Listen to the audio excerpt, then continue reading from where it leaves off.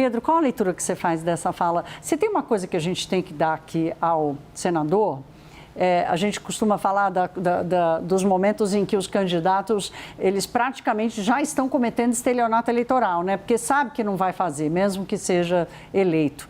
Não é o caso, ele já está avisando que vai fazer se ele for eleito. A despeito desse ponto, sua leitura política? Estava conversando com a Juliana aqui nos bastidores, que são tantas camadas que essa fala parece mais um factoide. Porque, vamos lá, primeiro ele teria que ser eleito. Claro, existe uma chance. Existe uma chance dele ganhar, mas ele não está eleito. Segundo, se ele for eleito, ele teria que dar um indulto para o pai. Ele dando o indulto para o pai, poderia haver uma contestação que poderia terminar no STF. Já temos casos em que o STF cancelou indultos, como o do Daniel Silveira, aquele deputado. E vamos supor que o STF, então, decida que tudo bem, você pode chamar o seu pai para ser ministro. Aí tem a questão do nepotismo. O nepotismo não é permitido no Brasil você ter um cargo de primeiro escalão, um cargo comissionado de algum parente de até terceiro grau.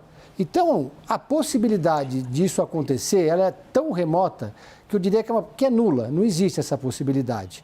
Agora, ele tem que fazer esse movimento, esse gesto de lealdade ao pai no mesmo momento em que ele tenta se afastar do pai. Isso é o mais curioso, né? Essa história de Flávio moderado, tem um vídeo que eles botaram nas redes sociais, que é o Flávio preparando um churrasco, com uma conversa meio informal, falando, olha, se eu fosse radical, eu sou radical contra o crime organizado, vou ser radical pela segurança pública.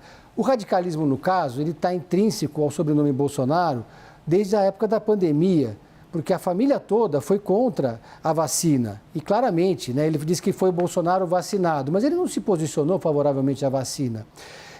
Eles defendiam a abertura do comércio no auge da pandemia. Isso sem falar nos posicionamentos da família em relação à ditadura militar, em relação à tortura e as relações que ele tem com grupos políticos, no mínimo, controversos no Rio de Janeiro. Então, o que a gente tem nesse discurso do Flávio é uma tentativa de moderação, de afastamento do pai, ao mesmo tempo que ele precisa fidelizar esse eleitorado bolsonarista, porque ele já se consolidou como o antipetista da eleição.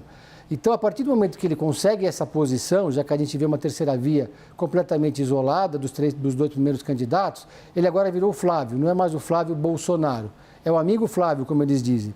Então, ele faz um gesto, claro, o pai dele teria o cargo que ele quisesse, porque não tem outra coisa que ele pudesse dizer numa situação como essa. Claro. É o que eu falei há pouco com a Juliana, que tem uma cara de uma armadilha, né? Uma armadilha que o sobrenome e a decisão por essa candidatura criou naturalmente para ele, né? E que ele, certamente, aí ele cria factoides para transformar essa armadilha como se fosse um ganho político, é mais ou menos por aí, né, Pedro? Não, ainda tem o fator saúde, né? O Jair Bolsonaro está com uma saúde muito frágil, vive no hospital, ele tem são questões crônicas que ele tem, que nem que ele pudesse, seria muito difícil ele ocupar um cargo que tão estresse, um cargo como ministro, por exemplo.